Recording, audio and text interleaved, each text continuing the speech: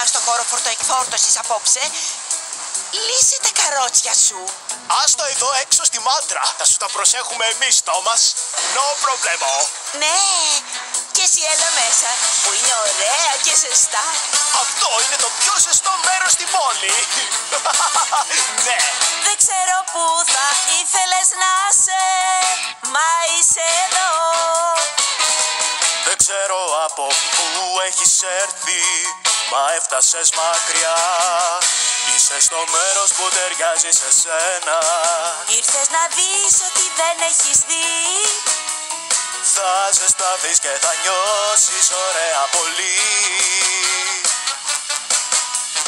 Και θα σ' αρέσει που ήρθες σε τούτη τη γραμμή.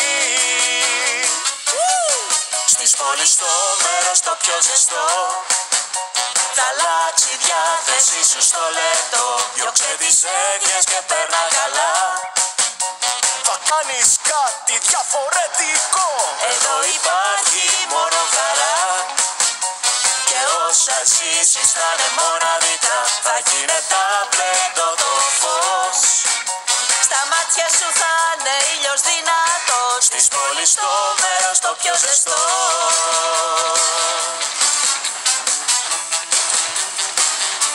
Ναι, ωραίες διαδρομές για να κάνεις. Παγόνια στη σειρά για να βάζεις. Τα κιλάς αστραφτερές γραμμές. Παρέα με δυο μελωδικές φωνές. Πόλεις το μέρος το πιο ζεστό.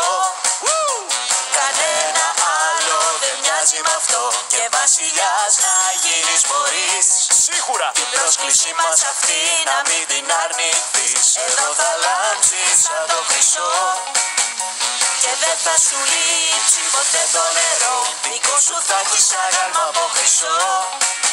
Το όνειρό σου ζήσε, κάνε την αρχή. Στις πόλεις το μέρος το πιο ζεστό.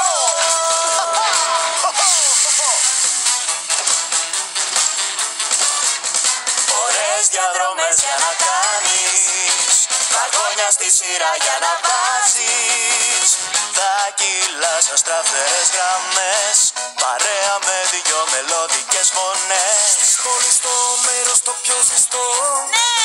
Θα αλλάξει η διάθεση μου στο λεπτό. Διώχνω τις έγνοιες, περνώ καλά.